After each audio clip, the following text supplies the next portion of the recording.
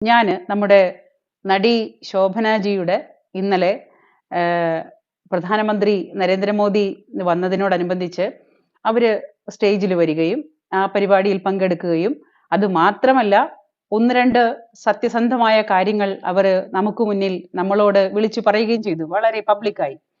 ആദ്യം അവര് പറഞ്ഞു, ഇത്രയും അധികം വലിയൊരു കൂട്ടം സ്ത്രീകളെ ഞാൻ ആദ്യമായിട്ടാണ് കാണുന്നത് എന്നവര് പറഞ്ഞു. അതൊരു വളരെ സത്യസന്ധമായ ഒരു കാര്യമായിരുന്നു. രണ്ടാമത്, അവരൊരു നരേന്ദ്രമോദി ഫാൻ ആണ്.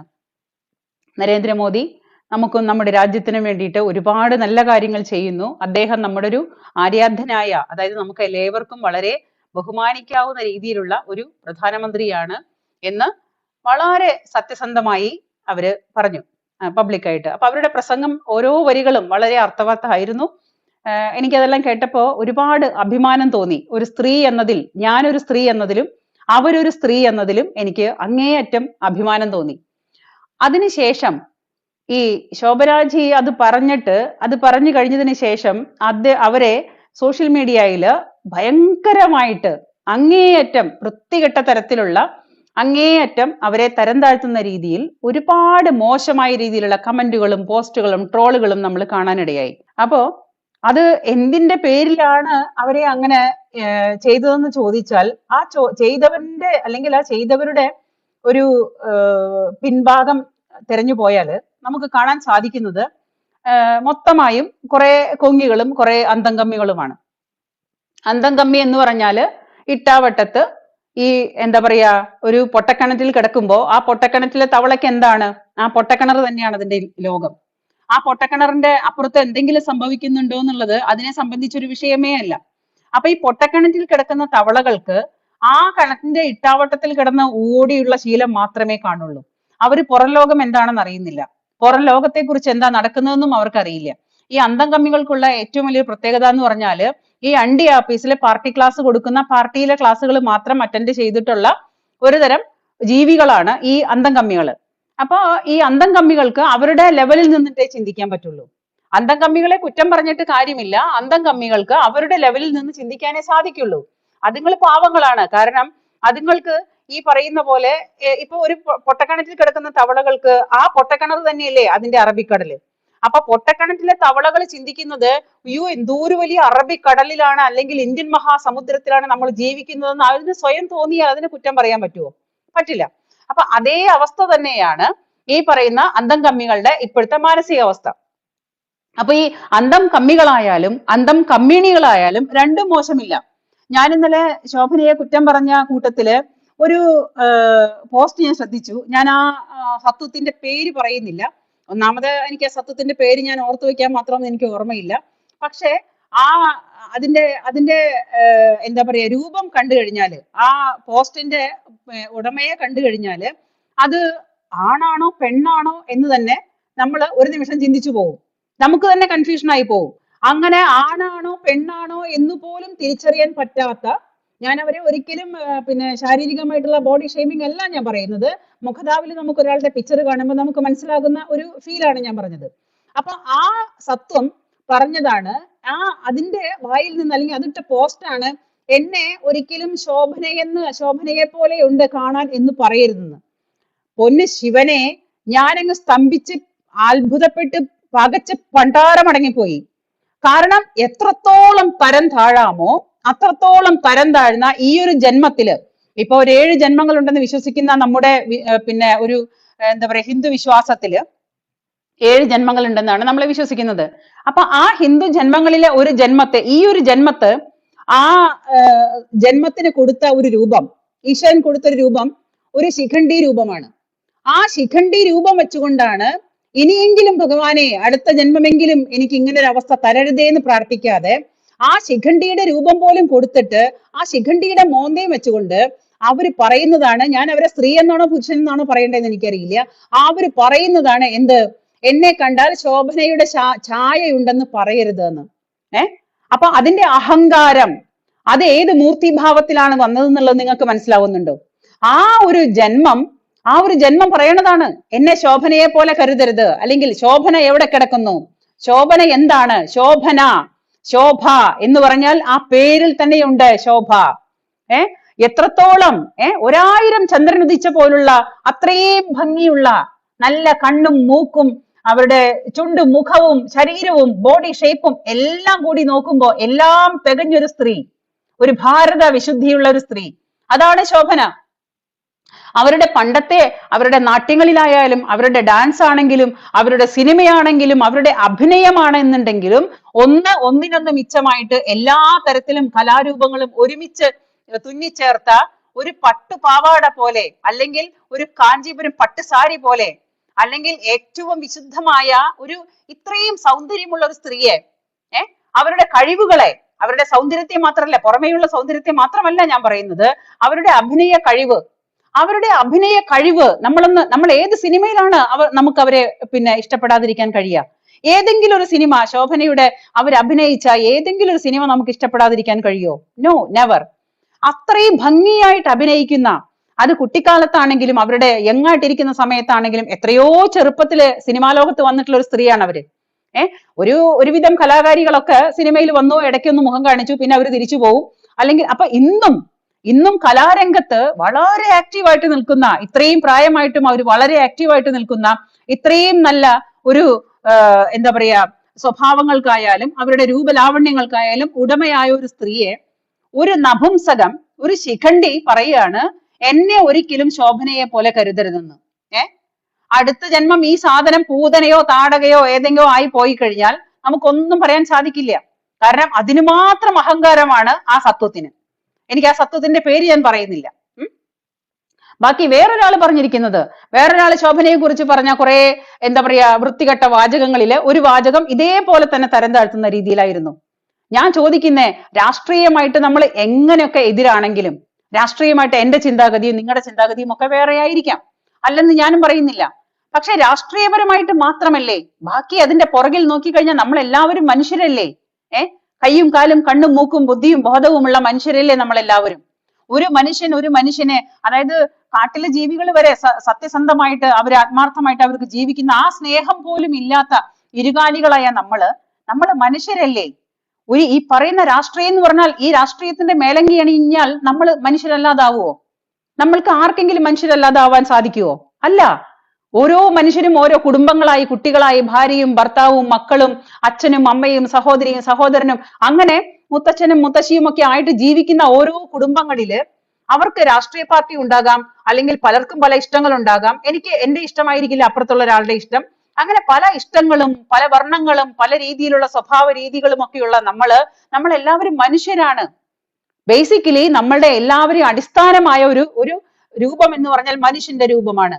ആ മനുഷ്യനെ മറ്റെല്ലാവരേക്കാൾ കൂടുതൽ എല്ലാ തരത്തിലും സഹകരിക്കാനും സന്തോഷിക്കാനും ബുദ്ധിപരമായിട്ട് ചിന്തിക്കാനും എല്ലാത്തിനും മനസ്സ് കൊടുത്ത കുറെ മനുഷ്യര് അവരൊരു രാഷ്ട്രീയത്തിന്റെ മേലങ്കി അണിഞ്ഞാൽ അവര് മനുഷ്യനില്ലാതായി തീരുവോ? ഞാൻ ഇന്നലെ നമ്മുടെ സോഷ്യൽ മീഡിയയിൽ കണ്ടതിന്റെ എക്സാമ്പിളാ ഞാൻ പറയുന്നത്. ഇന്നലെ സോഷ്യൽ മീഡിയയിൽ കണ്ടതാണ്, മനുഷ്യനല്ലാത്ത, മനുഷ്യന്റെ പോലെ വയറിന്റെ താഴെ 2 കാല് കുളത്തിയിട്ട് നടക്കുന്ന രൂപങ്ങളെന്നല്ലാതെ ഇവരെ മനുഷ്യരെന്ന് വിളിക്കാൻ സാധിക്കില്ല. ഒരു പാർട്ടിക്ക് വേണ്ടിയിട്ടാണ്, രാഷ്ട്രീയത്തിന് വേണ്ടിയിട്ടാണ്. ശ്രദ്ധിക്കേണ്ട വലിയൊരു കാര്യം അതാണ്. രാഷ്ട്രീയത്തിന്റെ പേരും പറഞ്ഞിട്ട് ഒരു മനുഷ്യനെ അങ്ങ് അടിച്ചൊതുക്കി മൂലക്കിടുക, അല്ലെങ്കിൽ കൊല വിളിക്കുക. ഞാനാണെങ്കിലും നിങ്ങളാണെങ്കിലും ഒരു സ്ത്രീയാണെന്ന് കണ്ടു കഴിഞ്ഞാൽ ഈ അന്തം കമ്മികള് കാണിക്കുന്ന വൃത്തികെട്ടൊരു സ്വഭാവമാണ് എന്ത്? തെറി വിളിച്ചിട്ട് അവരെ ഒതുക്കാം, തെറി വിളിച്ച് മൂലക്കിടാം, തെറി വിളിച്ച് എന്തും പറയാം. അപ്പൊ പിന്നെ നമ്മൾ ഇതുവരെ ചെയ്തു പോന്ന കാര്യങ്ങൾക്ക് അതിന് ഭംഗിയില്ല. അല്ലെങ്കിൽ അവർ ചെയ്ത കാര്യങ്ങളെല്ലാം ഇതേവരയ്ക്കും ഇത്രയും വർഷം അഭിനയിച്ചു പോന്ന സിനിമാ ലോകത്ത് ശോഭന ആരുമല്ല, അല്ലെങ്കിൽ ശോഭനയുടെ അഭിനയം കൊള്ളില്ല. ഇങ്ങനെയൊക്കെ പറയാനായിട്ട് ലജ്ജയില്ലേ ഈ നാറികൾക്ക്? ഇതുങ്ങൾക്ക് ലജ്ജയില്ലേ? ഇതുങ്ങൾക്ക് വട്ടാണോ? അതോ പാർട്ടിയും രാഷ്ട്രീയം തലയ്ക്ക് കയറിയിട്ട് ഇതുങ്ങളുടെ ബോധമെല്ലാം മറിഞ്ഞുപോയോ? അതോ ഈ അന്തം കമ്മികൾക്ക് എപ്പോഴും ഈ അണ്ടി ആഫീസിൽ കൊടുക്കുന്ന പാർട്ടി ക്ലാസ്സുകളിലൊക്കെ ഇങ്ങനെയാണോ പെരുമാറാൻ പറയുന്നത്? ഇവരെ കുറിച്ച് പറയുമ്പോ ഇവർക്ക് ഏറ്റവും കൂടുതൽ പറയാനുള്ള ഇവരുടെ എന്താ പറയാ മെയിൻ ആയിട്ട് ഇവരുടെ ഒരു മുദ്രാവാക്യം എന്ന് പറഞ്ഞാല് എല്ലാവർക്കും സ്വാതന്ത്ര്യം, സോഷ്യലിസം, കമ്മ്യൂണിസം, എല്ലാവർക്കും അവരവരുടേതായ സ്വാതന്ത്ര്യമുണ്ട്, എല്ലാവർക്കും അവരവരുടേതായ സ്വാതന്ത്ര്യമുണ്ട്, എല്ലാവർക്കും അതിൻ്റെതായ രീതിയിൽ ജീവിക്കാനുള്ള അർഹതയുണ്ട്. അങ്ങനെ എല്ലാ കാര്യങ്ങളും പറയുന്ന ഈ മനുഷ്യര് ആ സ്വാതന്ത്ര്യവും ആ സാമൂഹികവും ആ സംഗതികളും എല്ലാം അവരുടെ മാത്രം അട്ടിപ്പേറാണ്.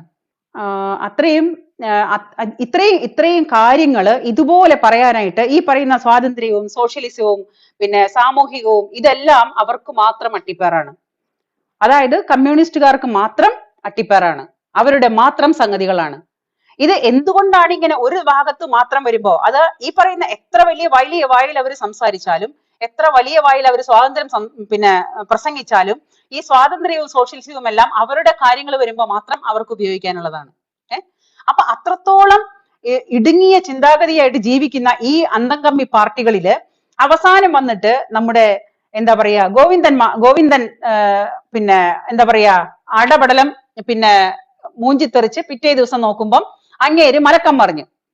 ഇത്രയും തോന്നിവാസങ്ങളും ഇത്രയും തെറികളും അവരവരുടെ ഈ അന്തംകമ്മികളെ കൊണ്ട് വിളിപ്പിച്ചു കഴിഞ്ഞിട്ട് ഈ ആരെയൊക്കെ തെറി വിളിച്ചാലും ആ തെറി വിളിക്കുന്നവര് മുഴുവനും ഒറ്റപ്പെട്ടു പോകുന്നതല്ലാതെ ഈ മറ്റുള്ളവർക്ക് തെറി വിളിക്കപ്പെടുന്നവനെ ഒന്നും സംഭവിക്കുന്നില്ല എന്നുള്ളത് കുറെ കാലങ്ങളായിട്ട് ഇപ്പൊ മനസ്സിലാക്കി.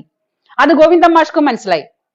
അപ്പൊ അത് ഗോവിന്ദൻ മാഷ് മനസ്സിലാക്കിയപ്പോൾ ഗോവിന്ദൻ മാഷ് സ്വയം പിറ്റേ ദിവസം മലക്കം മറിഞ്ഞുകൊണ്ട് പറയാണ്, അതായത് കലാപരമായ പരിപാടികളില് അല്ലെങ്കിൽ മറ്റുള്ള കാര്യങ്ങളിൽ കലാകാരന്മാർക്ക് പങ്കെടുക്കാനായിട്ട് യാതൊരു തരത്തിലുള്ള പിന്നെ പരിധികൾ നിശ്ചയിക്കേണ്ട കാര്യമില്ല. അത് ശോഭന ഒരു കലാകാരിയാണ്. അപ്പൊ ശോഭന കലാകാരി ആയതുകൊണ്ട് അവര് പങ്കെടുത്തോട്ടെ, അതിൽ കുഴപ്പമില്ല. അപ്പൊ ഞാൻ ചോദിക്കുന്നത്, ഒരു കമ്മ്യൂണിസ്റ്റ് ചിന്താഗതിയിൽ അല്ലെങ്കിൽ ഒരു എന്റെ രാഷ്ട്രീയ പാർട്ടിയിൽ ഞാൻ വിശ്വസിച്ചു കഴിഞ്ഞാൽ എനിക്ക് മറ്റുള്ള കാര്യങ്ങൾക്കൊന്നും സ്വാതന്ത്ര്യമില്ല. ഉടനെ ഞാൻ ഏതെങ്കിലും തരത്തിലുള്ള ഒരു കാര്യങ്ങൾക്ക് പൊതുപരിപാടിയിൽ പങ്കെടുത്തു കഴിഞ്ഞാൽ ഇവരാണോ തീരുമാനിക്കുന്നത് നമ്മൾ എവിടെ പോകണം, എന്ത് ചെയ്യണം, എങ്ങനെ പെരുമാറണം, എങ്ങനെ എന്നുള്ള കാര്യങ്ങളൊക്കെ ഇവരാണോ തീരുമാനിക്കുന്നത്? നിങ്ങളൊന്ന് ചിന്തിച്ചു നോക്കണം ഇവരുടെ ഇരട്ടത്താപ്പ്. ഈ പറയുന്ന സ്വാതന്ത്ര്യവും സോഷ്യലിസവും സർവമാന കാര്യങ്ങളും എല്ലാവർക്കും കൊടുക്കുന്ന പാർട്ടി, ഒരു പാർട്ടിയിലുള്ള ഒരു വക്താവ് നമ്മുടെ ഇന്ത്യൻ പ്രധാനമന്ത്രി, ആ ഇന്ത്യൻ പ്രധാനമന്ത്രി പങ്കെടുക്കുന്ന ഒരു ചടങ്ങ്, ആ ഇന്ത്യൻ പ്രധാനമന്ത്രി പങ്കെടുക്കുന്ന ഒരു ചടങ്ങില് ആ ചടങ്ങിന് വേണ്ടിയിട്ട് അതിൽ പങ്കെടുത്തവര്, അതായത് ഇന്ത്യൻ പ്രധാനമന്ത്രി എന്ന് പറയുന്ന ഭാരതത്തിലെ 130 കോടി ജനങ്ങൾക്കും പ്രധാനമന്ത്രിയാണ് അദ്ദേഹം. പിന്നെ അദ്ദേഹം ആരും ഓട് പൊളിച്ചിട്ട് നൂലുമ്മ കെട്ടി ഇറക്കിയിട്ട് ആ പ്രധാനമന്ത്രി കസേരയിൽ വന്നിരുന്ന ആളല്ല. അദ്ദേഹത്തെ ഇത്രയും ആൾക്കാര് എല്ലാവരും വോട്ട് ചെയ്ത് ജയിപ്പിച്ച് അദ്ദേഹത്തെ പിന്നെ തെരഞ്ഞെടുത്ത് വിട്ടതാണ്. അപ്പൊ ഈ 130 കോടി ജനങ്ങൾക്കും പ്രതിനിധിയായി അദ്ദേഹം വന്ന് ഭാരതം ഭരിക്കുമ്പോ ആ ഭാരതം ഭരിക്കുന്ന എത്ര സ്റ്റേറ്റുകളാണെങ്കിൽ അത്രയും സ്റ്റേറ്റുകൾക്കും അധികാരിയായ ഒരാളാണ് പ്രധാനമന്ത്രി. ആ പ്രധാനമന്ത്രി ഏത് പാർട്ടിയോ ആവട്ടെ, ആ പാർട്ടിക്കാരൻ ആരോ ആവട്ടെ, ആ പാർട്ടിയുടെ അതില് ആ പ്രധാനമന്ത്രി വരുന്ന ചടങ്ങിന് ഒരു പിന്നെ കലാപരമായിട്ടുള്ള അല്ലെങ്കിൽ ഒരു കായിക രംഗത്ത് പ്രവർത്തിക്കുന്ന ആര് പങ്കെടുത്താലും അതിലെല്ലാം രാഷ്ട്രീയം കാണുന്ന ഈ അലവലാദികളെ എന്ത് പേരിട്ടാണ് വിളിക്കേണ്ടത്? നിങ്ങളൊന്ന് ഇവരുടെ ഇരട്ടത്താപ്പ് ഒന്ന് ചിന്തിച്ചു നോക്കൂ. ഇവർ കാണിക്കുന്നത്, ഇവർ പറയുന്നത്. ഇപ്പൊ കുറച്ചു നാളുകൾക്ക് മുമ്പ് ഒരു ഹനുമൻ ജയന്തിക്ക് ഒരു ഹനുമാന്റെ ഫോട്ടോ ഇട്ടിട്ട് നമ്മുടെ ഉണ്ണി മുകുന്ദൻ ഒരു ഫോട്ടോ ഇട്ടപ്പോ ഉണ്ണി മുകുന്ദനെ വലിച്ചു കീറിയത്, സോഷ്യൽ മീഡിയയിൽ വലിച്ചു കീറിയത് എങ്ങനെയായിരുന്നു നമ്മൾ എല്ലാവരും കണ്ടതാണ്. അതിന്റെ കാരണം തപ്പിപ്പോയാൽ അടിസ്ഥാന കാരണം എന്തായിരിക്കും? ഉണ്ണി മുകുന്ദൻ ഒരു ഹിന്ദു ആയതുകൊണ്ടാണ്. ഇപ്പൊ ശോഭനയെ വലിച്ചു കീറി, പക്ഷെ ശോഭനാജി എന്തു പറഞ്ഞു? പോയി പണി നോക്കിനടാ, ഞാന് ഒന്നാന്തരം നരേന്ദ്രമോദി ഫാനാണ് എന്നവര് ഭയമേ ഇല്ലാതെ അന്തസ്സായിട്ട് നട്ടൽ നിവർത്തിയിട്ട് അവര് വിളിച്ചു പറഞ്ഞു. ഞാൻ നല്ല ഒന്നാന്തരം നരേന്ദ്രമോദി ഫാനാണ്, നീ എന്താണെങ്കിൽ പറയും, നീ എന്താണെങ്കിൽ ചെയ്യേ. കാരണം കുറെ കാലമായിട്ട് സോഷ്യൽ മീഡിയയിൽ ഈ അന്തംകമ്മികളുടെ ഈ കരച്ചിൽ കാണുന്നതാണ്. ഈ അന്തംകമ്മി തവളകളുടെ കരച്ചിൽ എല്ലാവർക്കും കണ്ട് അവസാനം ഇപ്പൊ എല്ലാവർക്കും ഇപ്പൊ ഇതൊരു കോമഡി ആയിട്ട് മാറിയേക്കാണ്. ഈ അന്തംകമ്മികളുടെ ഈ കാണിച്ചു കൂട്ടല് കോമഡിയാണ്. കാരണം ഇവര് വന്നിട്ട് എവിടെ നിന്ന് വന്നിട്ട് ഇപ്പൊ എവിടെ എത്തി നിൽക്കുന്നു എന്നുള്ളത് ചിന്തിച്ചു കഴിഞ്ഞാൽ ബോധമുള്ള ഏതൊരു മനുഷ്യനും, മൂക്ക് കീഴ്പ്പെട്ടുള്ള ഏതൊരു മനുഷ്യനും മനസ്സിലാവും ഇവർ എവിടുന്ന് വന്നിട്ട് ഇപ്പൊ എവിടെ എത്തി നിൽക്കുന്നു എന്നുള്ളത്. ദേശീയ പാർട്ടി എന്ന് പേരിൽ മാത്രമേ ഉള്ളൂ ദേശീയത. കേരള പാർട്ടി എന്ന് പറയുന്നുണ്ട്, കേരള CPM, അത്രേ ഉള്ളൂ, കേരളത്തിൽ മാത്രമേ ഉള്ളൂ. എല്ലാം കൂടെ അടിച്ചുകൂരി പിന്നെ കോരി എടുത്താല് ഒരു പിടി, ആ ഒരു പിടി നേരെ എവിടെങ്കിലും കൊണ്ട് വേസ്റ്റ് ആയിട്ട് കൊണ്ട് കളഞ്ഞു കഴിഞ്ഞാൽ അതും കൂടെ കഴിഞ്ഞാൽ തീർന്നു അതോടുകൂടിയിട്ട്. അതിനകത്ത് കിടന്ന് വിളയാടുന്ന കുറെ മാക്രിക്കൂട്ടങ്ങളുണ്ട്. ഈ മാക്രിക്കൂട്ടങ്ങൾക്ക് വേറൊരു പ്രത്യേകതയുണ്ട്. ഈ മാക്രിക്കൂട്ടങ്ങളുടെ ഇടയില് നമ്മുടെ നിരോധിച്ച SDPI എന്ന സംഘടനയിലത്തെ കുറെ സുഡാപ്പികൾ കുറെ വലിഞ്ഞു കയറിയിട്ടുണ്ട്, സുഡാപ്പികള്. അപ്പോ SDPI ഇപ്പൊ സത്യം പറഞ്ഞു കഴിഞ്ഞാല് മാർക്സിസ്റ്റുകാരുടെ, കമ്മ്യൂണിസത്തിന്റെ, പിണറായി വിജയന്റെ പാർട്ടിയെ ഇപ്പൊ ശരിക്കും നയിക്കുന്നത് ആരാന്ന് ചോദിച്ചു കഴിഞ്ഞാല് ഈ പറയുന്ന SDPI ആണ് മെയിൻ ആയിട്ട്. അപ്പൊ ഈ SDPIയിലെ കുറെ സുഡാപ്പീസ് അതിനകത്ത് വലിഞ്ഞു കയറിയിട്ടുണ്ട്. ഈ സുഡാപ്പീസ് ആണ് സത്യം പറഞ്ഞു കഴിഞ്ഞാല് ഈ പറയുന്ന കുറെ ഹിന്ദു ഐഡിയ എല്ലാം ഉണ്ടാക്കി, ഹിന്ദുക്കളുടെ പേരിലുള്ള ഐഡിയകളും സ്ത്രീകളുടെ പേരിലുള്ള ഐഡിയകളെല്ലാം ഉണ്ടാക്കിയിട്ട് എവരാണ് ഇപ്പൊ സോഷ്യൽ മീഡിയയിൽ കിടന്നിട്ട് ശരിക്കും തള്ളിമറിക്കുന്നത്, മറ്റുള്ളവരെ തെറി വിളിച്ചിട്ട് മെക്കിട്ട് കയറാൻ വരുന്നത്. ആ മെക്കിട്ട് കയറാൻ വരുന്നതൊക്കെ അവരവരുടെ സ്വന്തം ജാത്യാലുള്ള സ്വഭാവങ്ങളായി മാറുമെന്നല്ലാതെ യാതൊന്നും സംഭവിക്കാൻ പോകുന്നില്ല. ഇപ്പൊ ശരിക്കും ബൂമറാങ് പോലെ തിരിച്ചടിച്ചുകൊണ്ടിരിക്കുകയാണ്. അവരവര് ചെയ്ത എല്ലാ പ്രവൃത്തികളും, പറഞ്ഞു കൂട്ടുന്ന എല്ലാ തോന്നിവാസങ്ങളും അവരവർക്ക് തന്നെ തിരിച്ച് പാറയായിക്കൊണ്ടിരിക്കുകയാണ്. ഇപ്പൊ കഴിഞ്ഞ ദിവസം നമ്മുടെ ശാരദക്കുട്ടി പറഞ്ഞു, എന്ത്, വരുന്ന ആൾക്കാരെ മുഴുവനും സംഖ്യയാക്കി കഴിഞ്ഞാൽ സംഖ്യകൾക്കാണ് അതിന്റെ ലാഭം. അപ്പൊ മനസ്സിലായി തുടങ്ങി, വിവരം വെച്ച് തുടങ്ങി. ഗോവിന്ദന് വിവരം വെച്ചു, സാദരക്കുട്ടിക്ക് വിവരം വെച്ചു. അങ്ങനെ സാംസ്കാരിക നായകൾക്കൊക്കെ ഒരുവിധപ്പെട്ട സാംസ്കാരിക നായകൾക്കൊക്കെ വിവരം വെച്ച് തുടങ്ങി. ഈ വിവരം വെച്ചിട്ട് ഇനി കാര്യമൊന്നും ഇല്ല. കാരണം വിവരം പണ്ടേ വെക്കേണ്ടതായിരുന്നു. ഈ ഇരട്ടത്താപ്പും കൊണ്ട് നടന്നിട്ട് ഒരു വിഭാഗത്തെ മാത്രം പ്രീണിപ്പിച്ച് ഇപ്പോഴും പ്രീണിപ്പിച്ചുകൊണ്ട് നടക്കുമ്പോൾ അന്ന് ഓർക്കണമായിരുന്നു, ഒരു വിഭാഗം മനുഷ്യർ ഇവിടെ ഉണ്ട്. അങ്ങേയറ്റം പറഞ്ഞു കഴിഞ്ഞാൽ അണ്ണാക്കിൽ കോലിട്ട് കുത്തിയാലും കടിക്കാത്ത, അല്ലെങ്കിൽ കുത്തിന് പിടിച്ചാലും ഒന്നും പറയാത്ത, പച്ചത്തെറി വിളിച്ചാലും ഒന്നും മിണ്ടാത്ത, സ്വന്തം ആരാധിക്കുന്ന ദൈവങ്ങളെ കുറിച്ച് അനാവശ്യം പറഞ്ഞാലും ഒന്നും പ്രതികരിക്കാത്ത ഒരു വിഭാഗം മനുഷ്യരെ ഇപ്പൊ ശരിക്കും പറഞ്ഞു കഴിഞ്ഞാൽ തിരിച്ചറിവിന്റെ വക്കിലെത്തിച്ചു ഈ പറയുന്ന സോഷ്യൽ മീഡിയയിലെ കുറെ ആൾക്കാര്. അപ്പൊ ആ സോഷ്യൽ മീഡിയയിലെ കുറെ ആൾക്കാർ ആ തിരിച്ചറിവിന്റെ വക്കത്ത് എത്തിച്ചപ്പോഴ് എല്ലാ മനുഷ്യരും, അതായത് തലയ്ക്ക് വെളിവുള്ള, ഈ വെളിവില്ലാത്ത അന്തംകമ്മികളല്ല ഞാൻ ഉദ്ദേശിക്കുന്നത്, തലയ്ക്ക് വെളിവുള്ള ഏതൊരു മനുഷ്യനും ഇപ്പൊ മനസ്സിലായി തുടങ്ങി ഇവരുടെ ഇരട്ടത്താപ്പ് എന്താണെന്നുള്ളത് മനസ്സിലായി തുടങ്ങി. അതായത് സത്യം പറഞ്ഞു കഴിഞ്ഞാല് ഇഫ്താർ വിരുന്നിന് പോയാൽ മുഖ്യമന്ത്രിയോ അല്ലെങ്കിൽ മറ്റുള്ളവരോ ഇഫ്താർ വിരുന്നിന് പോയാൽ അവിടെ യാതൊരു തെറ്റുമില്ല, ആർക്കും ഒന്നും പറയാനില്ല, ആരും പേടിച്ചിട്ടൊന്നും മിണ്ടില്ല. അത് പേടിയാണ്. അതല്ലാതെ ക്രിസ്തുമസിന് കേക്ക് മുറിക്കരുത്. ഈ വിഭാഗക്കാര് ഇപ്പൊ ഒരു 32% അങ്ങാണ്ടായി തോന്നുന്നു. അപ്പൊ നമ്മൾ ഇതേവരെ കേൾക്കാത്ത ശബ്ദങ്ങളാണ് ഇപ്പൊ കേൾക്കുന്നത്. ഇപ്പൊ നമ്മൾ കുറെ കാലങ്ങൾക്ക് മുമ്പ് ഹലാൽ എന്നൊരു വാക്ക് കേട്ടിട്ടുണ്ടോ? ഇല്ല. ആ ഹലാൽ എന്നൊരു വാക്ക് കേട്ടിട്ടില്ല. മനസ്സിലായോ? അപ്പൊ അത് കേൾക്കാതെ അത് പുതിയതായിട്ട് കൊണ്ടുവന്ന, അതേപോലെ പുതിയതായിട്ട് ഇപ്പൊ ഏറ്റവും ലേറ്റസ്റ്റ് ആയിട്ട് വന്ന് നിൽക്കുന്ന മറ്റൊരു വാക്കാണ് എന്ത്? ക്രിസ്തുമസിന് കേക്ക് മുറിക്കാൻ പാടില്ല. ആര്? ഞമ്മന്റെ ആൾക്കാര്. ക്രിസ്തുമസിന് കേക്ക് മുറിക്കാൻ പാടില്ല. അപ്പൊ ഈ ഹലാൽ എന്ന് പറഞ്ഞാലും ഈ കേക്ക് മുറിക്കുന്ന ഇങ്ങനെ ഓരോരോ കാര്യങ്ങള്, അജണ്ടകൾ ഓരോന്നായിട്ട് പുറത്തിറക്കിക്കൊണ്ടിരിക്കുകയാണ്. കാരണം അവർക്ക് ഭരണപക്ഷം സപ്പോർട്ടാണ്. ഈ പറയുന്ന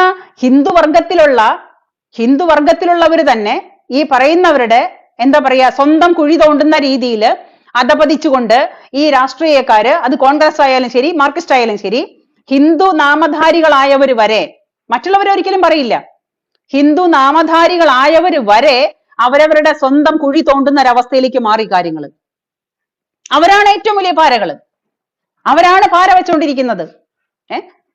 അപ്പോ ഈ പറയുന്ന ഒരു വിഭാഗക്കാരെ പ്രീണിപ്പെടുത്താൻ വേണ്ടിയിട്ട് ഈ ഒരു വിഭാഗക്കാര് അവരും അവരുടെ കൂട്ടാളികളും കൂടി ചേർന്ന്, കുറെ കമ്മികളും കുറെ സുഡാപ്പികളും കൂടി ചേർന്നിട്ടാണ് ഇപ്പോഴത്തെ കമ്മ്യൂണിസത്തിൽ കിടന്നിട്ട് ഇപ്പൊ ഈ പൂണ്ട് വിളയാടുന്നത്.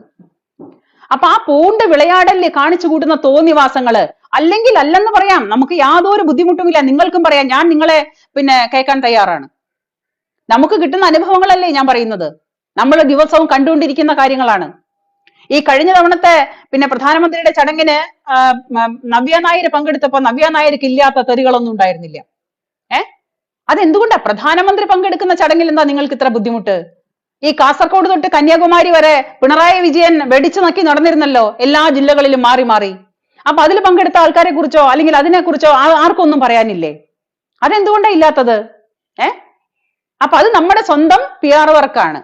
അതിനകത്ത് നമ്മൾ PR വർക്ക് വെച്ചിട്ട് ചെയ്യിക്കുകയാണ്. നേതാവിനെ കുറിച്ച് ഒരാളെ അക്ഷരം മിണ്ടിക്കഴിഞ്ഞാൽ വിവരറിയും. ഇതെന്തുമാവാം? ഇതെന്താ ഇരട്ടത്താപ്പ് ഇങ്ങനെ? എല്ലാവരും മനുഷ്യരല്ലേ? പ്രധാനമന്ത്രി എന്ന് പറഞ്ഞാല് മുഖ്യമന്ത്രിയേക്കാൾ കൂടുതൽ വോട്ടും മുഖ്യമന്ത്രിയേക്കാൾ കൂടുതൽ സ്ഥാനങ്ങളും മുഖ്യമന്ത്രിയേക്കാൾ കൂടുതലും ഏറ്റവും കൂടുതൽ ഈ എല്ലാ സ്റ്റേറ്റിന്റെ മേലധികാരിയായിട്ട് ഇരിക്കുന്ന ഒരാളാണ് പ്രധാനമന്ത്രി. അദ്ദേഹത്തിന്റെ ഒരു ചടങ്ങിന്, അതും വെറും പ്രധാനമന്ത്രിയല്ല, ഇപ്രാവശ്യത്തെ നമ്മുടെ ഈ രണ്ടാം മോദി സർക്കാർ എന്ന് പറയുമ്പോൾ അദ്ദേഹത്തെ ഒരു വെറും പ്രധാനമന്ത്രിയായിട്ട് എനിക്ക് പറയാൻ പറ്റില്ല. കാരണം അതിനുമാത്രം മാറ്റങ്ങൾ കൊണ്ടുവന്ന, അതിനുമാത്രം മാറ്റങ്ങൾ നമ്മുടെ ഇന്ത്യ മഹാരാജ്യത്ത് കൊണ്ടുവന്ന് ഇന്ന് നമുക്ക് തലയുയർത്തി നിൽക്കാനായിട്ട് പറ്റുന്ന രീതിയിലാക്കി തീർത്ത ഒരു ഇന്ത്യൻ പ്രധാനമന്ത്രി, ആ ഇന്ത്യൻ പ്രധാനമന്ത്രിയെ രാഷ്ട്രീയം നോക്കിയിട്ടല്ല ഞാൻ ആരാധിക്കുന്നത്. ഈ തൃശ്ശൂർ ഇന്നലെ കഴിഞ്ഞ ദിവസം തടിച്ചുകൂടിയ ഇത്രയും സ്ത്രീകൾ മുഴുവനും അദ്ദേഹത്തിന്റെ രാഷ്ട്രീയത്തിലല്ല വിശ്വസിക്കുന്നത്. അദ്ദേഹത്തിനുള്ള ആരാധനയാണ്. നന്മ ചെയ്താൽ ആരും പറയും അത് നന്മയാണെന്ന്, തിന്മ ചെയ്താൽ ആരും പറയും തിന്മയാണെന്ന്. അതായത് ഒരു പഴമൊഴി പറയും, ഈ കൈയുള്ളവൻ കാണിക്കുമ്പോൾ കണ്ണുള്ളവൻ കാണുമെന്ന്. അപ്പൊ ഈ കൈയുള്ളവൻ കാണിക്കുമ്പോൾ കണ്ണുള്ളവൻ കാണുന്നുണ്ട്. അതിനാണ് സോഷ്യൽ മീഡിയ. ആ സോഷ്യൽ മീഡിയയിൽ നടക്കുന്ന കാര്യങ്ങൾ ബുദ്ധിയുള്ളവർ തിരിച്ചറിയുന്നുണ്ട്. എല്ലാവരും വിചാരിക്കുന്ന കുറെ അന്തം കമ്മികൾ ചേർന്നതല്ല കേരളം, അന്തം കമ്മികൾ മാത്രം ചേർന്നതല്ല കേരളം. കേരളത്തിലെ വളരെ സത്യസന്ധമായിട്ട് പറയുകയാണെങ്കിൽ കേരളത്തിൽ ഒരു 40% മനുഷ്യർക്ക് രാഷ്ട്രീയമില്ല. 40% മനുഷ്യർക്ക് രാഷ്ട്രീയമില്ല. അപ്പൊ ആ രാഷ്ട്രീയമില്ലാത്ത മനുഷ്യര് സത്യങ്ങളെയും നീതിയായ കാര്യങ്ങളെയും തിരിച്ചറിവോടുകൂടി നോക്കി കാണാൻ അവർക്ക് പറ്റുന്നുണ്ട്. ഈ രാഷ്ട്രീയം കളിക്കുന്നവന്മാര് അവരാണ് പൊട്ടന്മാര്. ഇവരുടെ വിചാരം ഇങ്ങനെ കാണിച്ചാൽ ഞങ്ങളുടെ പാർട്ടി വളരും, ഇങ്ങനെ കാണിച്ചാൽ ഞങ്ങളുടെ പാർട്ടി പിന്നെ വളർന്നങ്ങ് പടർന്ന് പന്തലിക്കും. അതുകൊണ്ടായിരിക്കും ഈ ഇരട്ടത്താപ്പം കൊണ്ട് ഇറങ്ങിയിട്ടുള്ളത്. ഇവിടെ ഒരു വിഭാഗം പിടിച്ച ജനങ്ങൾക്ക് എന്തു ആവാം, അതിനെ ആരും ചോദ്യം ചെയ്യില്ല. അവർക്ക് എന്തു ആവാം, അവർക്ക് എന്തും പറയാം.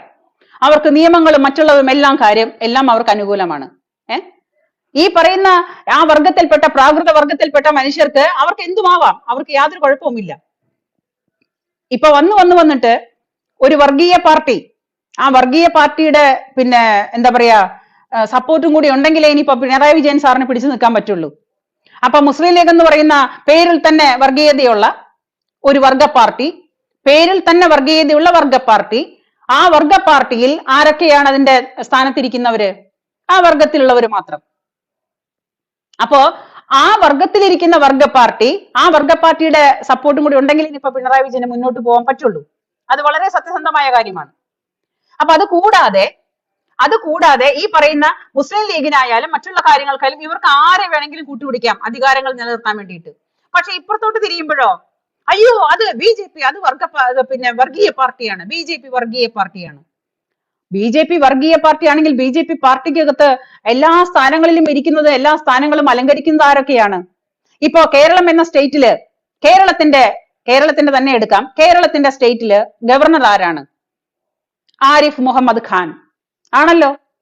അപ്പൊ ഇതേപോലെ നജ്മ ഹെബ്ദുള്ള, ഇതേപോലെ നമ്മുടെ സ്ഥാനത്ത് കേന്ദ്രത്തിലായാലും എവിടെ വേണമെങ്കിലും നോക്കിയാലും എല്ലാ തരത്തിലുള്ള ജാതി വർഗ വർണ്ണവർഗത്തിലുള്ള എല്ലാ മനുഷ്യരും ഒരുമിച്ച് ചേർന്നിട്ടുള്ള ഒരു പാർട്ടിയാണ് BJP.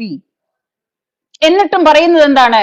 BJP അയ്യോ അത് വർഗീയ പാർട്ടിയാണ്, BJP എന്ന് പറഞ്ഞാൽ വർഗീയ പാർട്ടിയാണ്. ഞങ്ങൾക്ക് വർഗീയ പാർട്ടിയെ കൂട്ടുപിടിച്ചിട്ട് ഞങ്ങൾക്ക് ഇവിടെ എന്തും, സുഡാപ്പികളെ കൂട്ടുപിടിച്ച് ഞങ്ങൾക്ക് ഇവിടെ എന്തും ചെയ്യാം, വർഗീയത കളിച്ച് ഞങ്ങൾക്ക് എന്തുമാവാം, യാതൊരു വിരോധവുമില്ല. ഈ വർഗീയത കളിക്കാൻ തന്നെ ഇവിടെ കളിച്ചോണ്ടിരിക്കുന്നത് തന്നെ ഈ പറയുന്ന ഹിന്ദു വർഗത്തിൽപ്പെട്ട നാമധാരികളാണ്, ഏറ്റവും നെറികെട്ടവന്മാര്. അത് കോൺഗ്രസിലായാലും വേണ്ടില്ല, മാർക്സിസ്റ്റിലായാലും വേണ്ടില്ല. നിങ്ങളൊന്ന് ആലോചിച്ച് നോക്കി നോക്കൂ. ഈ കഴിഞ്ഞ കാലം അത്രയും 10-70 വർഷമായിട്ട്, 70 കൊല്ലത്തോളമായിട്ട്, 65-70 കൊല്ലത്തോളമായിട്ട് ഈ പറയുന്ന ഇറ്റലി മദാമയും ഗണ്ഡി കുടുംബവും അതിന്റെ കൂട്ടത്തിലുള്ള കൂട്ടാളികളും എല്ലാ തരത്തിലുള്ള പാറ്റപ്പുഴുക്കളും പല്ലികളും മുഴുവനും ചേർന്നാണ് നമ്മുടെ ഭാരതം ഭരിച്ചിരുന്നത്, അല്ലെ? ഇപ്പൊ ഒരു 9 വർഷം 10 വർഷമല്ലേ ആവുന്നുള്ളൂ BJP ഭരിക്കാൻ തുടങ്ങിയിട്ട്. ഈ BJP ഭരിക്കാൻ തുടങ്ങിയപ്പോ തൊട്ട് ഈ എന്താ പറയാ അത്യാസന്ന നിലയിൽ കിടന്നിരുന്ന ഭാരതത്തെ, ICUവിൽ കിടന്നിരുന്ന ഭാരതം എന്ന് പറയാം, ICUവിൽ കിടന്നിരുന്ന ഭാരതത്തെ ഒന്ന് കാലുമ്മ നിവർന്നു നിൽക്കാനായിട്ടൊന്ന് ശ്രമിക്കണേ ഉള്ളൂ ഭാരതം. അതുപോലെ കട്ടുമുടിച്ച് അവസാനിപ്പിച്ച് എല്ലാ തരത്തിലുള്ള ചോരയും ഊറ്റിക്കുടിച്ച് അവസാനിപ്പിച്ച് ചണ്ടിയായിട്ട് വലിച്ചെറിഞ്ഞ് കിടന്നിരുന്ന ഭാരതത്തെയാണ് ഒരു മനുഷ്യൻ വന്നിട്ട് ഇപ്പൊ ജീവൻ വെപ്പിച്ചിട്ട് ഇപ്പൊ ഭാരതം ഒറ്റടി വെക്കാൻ പോകുന്നേ ഉള്ളൂ. ആ ഒറ്റടി വെക്കുമ്പോ അത് നട്ടല് നിവർന്നു നിൽക്കാൻ പോകുന്ന ആ കെൽപ്പിലേക്ക് ഭാരതത്തെ നിവർത്തിയെടുക്കും എന്നുള്ളത് നമുക്ക് ഏവർക്കും ഉറപ്പായിട്ടും വിശ്വസിക്കാം. അത് അദ്ദേഹത്തിന്റെ ഗ്യാരണ്ടിയാണ്. അപ്പൊ ഇവിടെ ഒരു വിഭാഗത്തെ മാത്രം പ്രീണിപ്പിച്ച്, ഒരു വിഭാഗത്തെ മാത്രം സന്തോഷിപ്പിച്ച്, ഒരു വിഭാഗക്കാർക്ക് മാത്രം എല്ലാം ഒരുക്കി കൊടുത്ത് ആ വിഭാഗക്കാർ മാത്രം ഇവിടെ ജീവിച്ചാൽ മതിയോ? ആ വിഭാഗക്കാർ മാത്രം ജീവിക്കുന്ന രാജ്യങ്ങളിലെ അവസ്ഥ എന്താണെന്ന് അറിയാലോ. ഇപ്പൊ കഴിഞ്ഞ കുറെ ദിവസങ്ങളായിട്ട് ഈ രാമക്ഷേത്രത്തിന്റെ പേരിലായാലും മറ്റുള്ള കാര്യങ്ങളിലായാലും ഒരുപാട് അഭിപ്രായങ്ങൾ നമ്മൾ പൊന്തി കേൾക്കുന്നുണ്ട് ഇല്ലേ? ആ രാമക്ഷേത്രത്തിന്റെ കാര്യം പറയുമ്പോൾ ഇവിടുത്തെ കോൺഗ്രസ്സുകാർക്കും മാർക്സിസ്റ്റുകാർക്കും എന്താണ് ഒരു നാവ്? യെച്ചൂരി പറഞ്ഞ് എന്ത്, ഞാൻ പങ്കെടുക്കില്ല, രാമക്ഷേത്ര പ്രതിഷ്ഠയിൽ ഞാൻ പങ്കെടുക്കില്ലെന്ന്. പോടാവില്ലേ, നീ പങ്കെടുത്തില്ലെങ്കിൽ ഇവിടെ രാമക്ഷേത്രം അവിടെ ഉണ്ടാവില്ലേ? എനിക്കത്രേ പറയാനുള്ളൂ. ഇത് തന്നെയാണ് നാട്ടിലെ ജനങ്ങൾക്കും പറയാനുള്ളത്. ഈ പുല്ല് പങ്കെടുത്തില്ലെങ്കിൽ അവിടെ രാമക്ഷേത്രം നടക്കില്ലേ?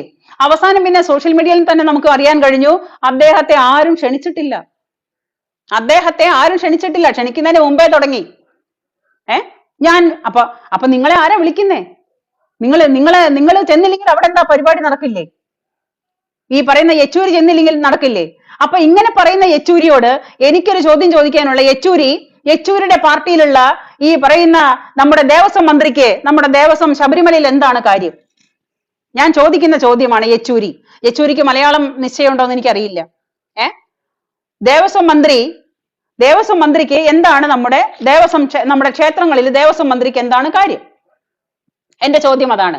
അതായത് ഇത്രയും നാളും ഇപ്പം അമ്പലത്തിൽ പോയാൽ തൊഴുവൊന്നുമില്ല, ഇങ്ങനെ വടി വിഴുങ്ങിയ പോലെ നിൽക്കുള്ളൂ രാധാകൃഷ്ണൻ.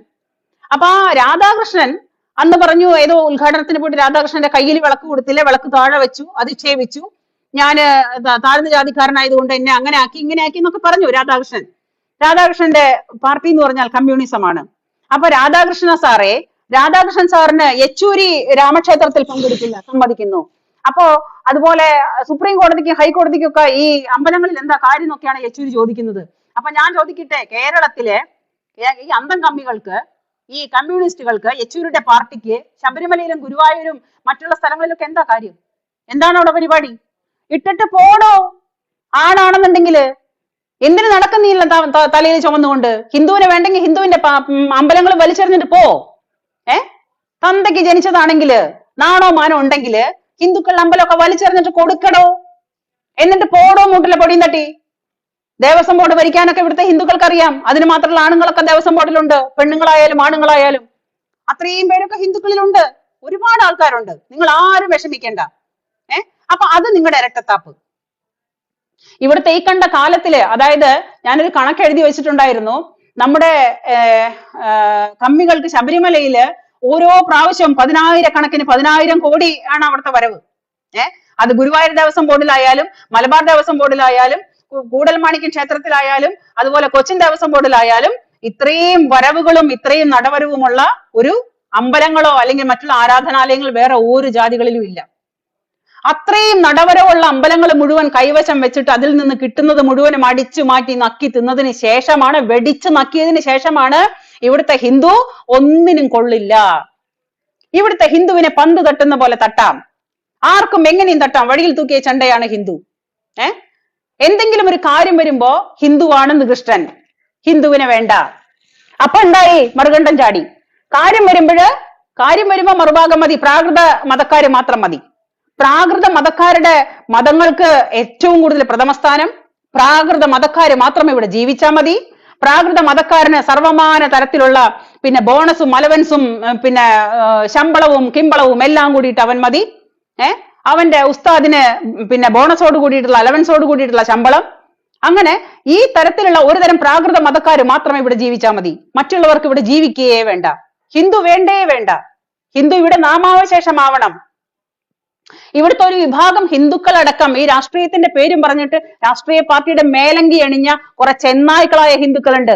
ഈ വി ഡി സതീശനെ പോലെ, കെ മുരളീധരനെ പോലെ, അതേപോലെ VM സുധീരനെ പോലെ, ഇതേപോലെ വി ഡി സതീശൻ എന്ന് പറഞ്ഞാൽ ഒന്നാം തരം ഹിന്ദു വിരോധിയാണ്.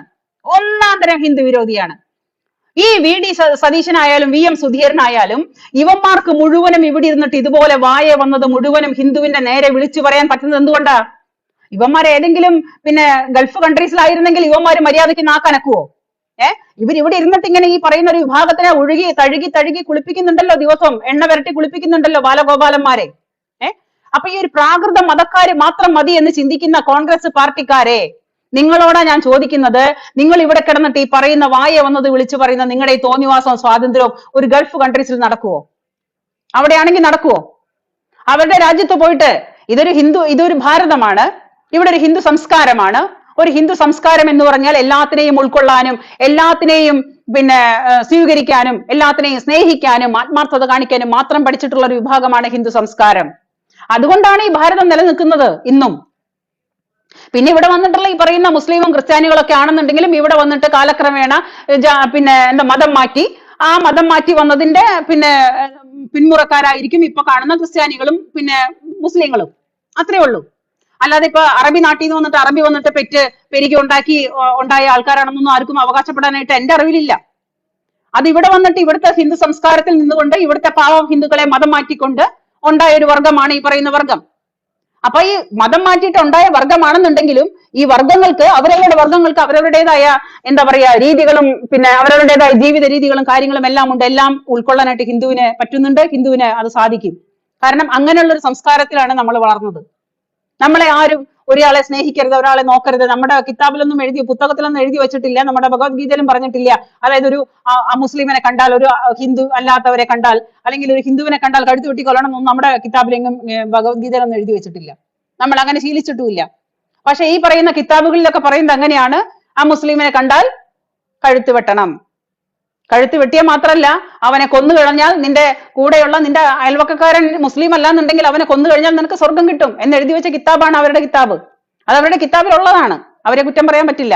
അത് പഠിച്ചുകൊണ്ട് വളരുന്നവൻ ആ മനസ്സ് കാണിച്ചില്ലെങ്കിൽ അതിശയുള്ളൂ. പക്ഷെ ഇവിടെ ജീവിക്കുന്ന ഓരോ ഹിന്ദുക്കളും, ഈ വി ഡി സതീശനായാലും ഈ പറയുന്ന വി എം സുധീരനായാലും കെ മുരളീധരൻ, ഇത്രയും നാറികളായ ഹിന്ദു വിരോധികള് ഈ ഭൂമിയിൽ ഉണ്ടാവില്ല. അത്രയും വൃത്തികെട്ട നാറികളാണ് ഇവന്മാര്. ഇവന്മാർക്ക് ഹിന്ദുക്കളെ വേണ്ട. ഇവന്മാര് സ്വയം ഹിന്ദുവാണ്, എന്നിട്ട് ഇവന്മാര് മലർന്നു കിടന്ന് തുപ്പാണ്. ഇവന്മാര് മലർന്നു കിടന്ന് തുപ്പിയിട്ട് ഇവിടുത്തെ ഹിന്ദുക്കളെ മൊത്തം ഉന്മൂലനം ചെയ്യാനായിട്ട്, അതായത് ഈ പറയുന്ന രാജ്മോഹൻ ഉണ്ണിത്താനൊക്കെ ഉണ്ട്, ഗംഭീര പുള്ളിയാ. രാജ്മോഹൻ ഉണ്ണിത്താന്റെ നാട്ടിൽ മാത്രം, കാസർഗോഡ് മാത്രമേ അയാൾക്ക് നെറ്റിയിൽ കുറി ഉണ്ടാവുള്ളൂ. ബാക്കി സ്ഥലത്തേക്കൊക്കെ പോയ കുറിയെല്ലാം മാച്ചു കളയും. അത്രയും ഹിന്ദു വിരോധിയാണ്. ഈ പറയുന്ന പ്രാകൃത മതക്കാർക്ക് ചെരച്ചു കൊടുക്കാനായിട്ട് നടക്കുന്ന നാറികളാണ് ഇവര് മുഴുവനും. ഇവന്മാർക്ക് അതാണ് പണി. അപ്പൊ ഞാൻ ഇവന്മാരോട് ചോദിക്കുന്നത്, ഇവന്മാരെ മാത്രം മതിയോ? ഇവന്മാർ മാത്രം ഉണ്ടായാൽ ജീവിക്കാൻ പറ്റുമോ സമാധാനമായിട്ട്? ഇവന്മാർ ഒരു 10-30% തന്നെ ഇവിടെ മനസ്സമാധാനമില്ല ജീവിക്കാനായിട്ട്. അപ്പൊ ഈ മൊത്തം ഇവന്മാരെ കൊണ്ട് നിറഞ്ഞു കഴിഞ്ഞാൽ ഈ ഭാരതത്തിൽ അല്ലെങ്കിൽ കേരളത്തിൽ എങ്ങനെ ജീവിക്കും? ചിന്തിച്ചിട്ടുണ്ടോ നിങ്ങള്? ഇവന്മാരുടെ വായിലെ നാക്ക് എന്താണെന്ന് ചിന്തിച്ചിട്ടുണ്ടോ? ഇവന്മാരുടെ സ്വഭാവം എന്താണെന്ന് ചിന്തിച്ചിട്ടുണ്ടോ? അപ്പൊ ഇത്രയും കാര്യങ്ങൾ മുഴുവനും, അതുപോലെ കഴിഞ്ഞ കുറെ കാലങ്ങളായിട്ട് ഇറ്റലി മദാമയാണ് നമ്മുടെ ഒരു വിദേശ വനിത. ഇവർ പറയുന്ന ഈ നമ്മുടെ നാട്ടിലെ കോൺഗ്രസ്സുകാരോട് ഞാൻ ആത്മാർത്ഥമായിട്ട് ഞാൻ ചോദിക്കുകയാണ്, ഒരു സാധാരണ സ്ത്രീ, എനിക്ക് പൊളിറ്റിക്സും ഇല്ല, ഒരു സാധാരണ സ്ത്രീ എന്നുള്ളതിൽ എന്റെ ഒരു സംശയമാണ്. ഭാരതത്തിൽ ജനിച്ചു വളർന്ന ഒരു ഭാരതപുത്രനാണ് നരേന്ദ്രമോദി. അദ്ദേഹമാണ് ഇന്ത്യയുടെ പ്രധാനമന്ത്രി. അദ്ദേഹത്തിനില്ലാത്ത തെറികളില്ല, അദ്ദേഹത്തിനില്ലാത്ത കുറ്റങ്ങളില്ല, കുറവുകളില്ല, യാതൊന്നുമില്ല. ശരി, എല്ലാം സമ്മതിക്കുന്നു. വെറും ഒരു വിദേശ വനിത നമ്മുടെ ഭാരതത്തിനോട് ചെയ്ത ഏറ്റവും വലിയ തെണ്ടിത്തരം എന്താണെന്ന് ചോദിച്ചാൽ, ഈ കോൺഗ്രസിൽ രാജീവ് ഗാന്ധി ചെയ്ത തെണ്ടിത്തരമാണ് ഈ വിദേശ വനിതയെ കൊണ്ടുവന്ന് നമ്മുടെ നാടിന്റെ അധികാരമേൽപ്പിച്ചത്. ആ വിദേശ വനിതയുടെ, ആ ഇറ്റലി മദാമയുടെ അടിപ്പാവാട, ഒരു വെറും ബാർ ഡാൻസർ ആയിരുന്ന ഒരു സ്ത്രീയെ കൊണ്ടുവന്നിട്ട് ആ ബാർ ഡാൻസറുടെ അടിപ്പാവാട കഴുകിക്കൊണ്ട് നടക്കുന്ന നമ്മുടെ നാട്ടിലെ കോൺഗ്രസ്സുകാരെ നാണവും മാനവും ഉളുപ്പും ഉണ്ടോ നിങ്ങൾക്ക്? ഒരു വിദേശ വനിതയ്ക്ക് നമ്മുടെ നരേന്ദ്രമോദി നിങ്ങൾക്ക് ദഹിക്കുന്നില്ല. നരേന്ദ്രമോദി പങ്കെടുത്ത ചടങ്ങിൽ നിങ്ങൾക്ക് ചാണകവെള്ളം തളിക്കണം അല്ലേ? വിദേശ വനിത ഇറ്റലി മദാമയുടെ പാവാട കഴുകാനും അടിപ്പാവാട കഴുകാനും അവരുടെ പാന്റീസ് കഴുകാനും നാണം കെട്ട നാറികൾക്ക് കഴുകുമല്ലോ കൊണ്ട് നടക്കാനായിട്ട് നാണം ഉണ്ടോടാ നാറികളെ? ഈ കോൺഗ്രസ്സുകാരുടെ ഇവരുടെയൊക്കെ പിതൃത്വം ചിന്തിച്ചാൽ എന്താണ് ഇവരുടെ പിതൃത്വം എന്നുള്ളത് ആലോചിച്ചു കഴിഞ്ഞാൽ ഉളുപ്പ് വേണം. ഉളുപ്പ്, ആ ഉളുപ്പില്ല. ആ ഉളുപ്പെന്ന് പറഞ്ഞ രണ്ടക്ഷരം ഇല്ല. അത്രയും നാറിയ സ്വഭാവമാണ് ഈ കോൺഗ്രസ്സുകാർക്ക്. അതുകൊണ്ട് തന്നെയാണ് ഓരോ ദിവസം ചെല്ലുന്തോറും കീഴോട്ട് പോയിക്കൊണ്ടിരിക്കുന്നത്. ജനം കാണുന്നുണ്ട്, ജനങ്ങൾ തിരിച്ചറിയുന്നുണ്ട്, ജനങ്ങൾ മനസ്സിലാക്കുന്നുണ്ട് ഇരട്ടത്താപ്പ്. ഈ ഉണ്ണിത്താനായാലും വി എം സുധീരനായാലും ഈ പറയുന്ന രാജ്മോഹനായാലും മുരളീധരനായാലും നിങ്ങളുടെയൊക്കെ ഇരട്ടത്താപ്പ് ഇവിടുത്തെ ഓരോ മനുഷ്യരും കണക്കാക്കുന്നുണ്ട്. നിങ്ങളൊക്കെ കാരണം കൊണ്ടാണോ ഇവിടുത്തെ ഹിന്ദുക്കൾ സംഘടിക്കുന്നത്? നിങ്ങളൊക്കെ കാരണം കൊണ്ടാണ് ഇവിടുത്തെ ഹിന്ദുക്കൾ മനസ്സിലാക്കുന്നത് നിങ്ങളുടെ ഇരട്ടത്താപ്പ്. നിങ്ങൾ ഈ പറയുന്ന പാർട്ടിയുടെ മേലങ്കി അണിഞ്ഞിട്ട് ഞാൻ വലിയ ഹിന്ദു വിരോധിയാണെന്ന് പറഞ്ഞ് ഉറക്കെ കൊട്ടി ഘോഷിച്ചതുകൊണ്ട് യാതൊരു കാര്യവുമില്ല. കാരണം എന്താണെന്ന് വെച്ചാല് സ്വന്തം കുടുംബത്ത് ആ കുടുംബത്തെ അച്ഛൻ, അമ്മ, സഹോദരങ്ങള് എല്ലാവരും കൂടിയിട്ട് ഒരുമിച്ച് ചേർന്ന് ജീവിക്കുന്ന ആ കുടുംബവും ആ കുടുംബത്തെ സംരക്ഷിക്കുന്ന കുടുംബനാഥനും അതൊരു ഭംഗിയാണ്. അതിന് ജനങ്ങളും പിന്നെ സാമൂഹികമായിട്ട് എല്ലാവരും ബഹുമാനിക്കുന്ന ഒരവസ്ഥയാണത്. പക്ഷെ കുടുംബത്തിനോട് കൂടി ചേർന്ന് നിൽക്കാത്തവന് കൊടുക്കുന്ന ബഹുമാനം അതൊന്ന് വേറെയാണ്. ഒരു കുടുംബമായിട്ട് ജീവിക്കുന്നവനും കുടുംബത്തിനോട് ചേർന്ന് നിൽക്കുന്നവനും രണ്ടാണ്. എന്ന പോലെയാണ് അവനവന്റെ സ്വന്തം പിതൃത്വമാണ്.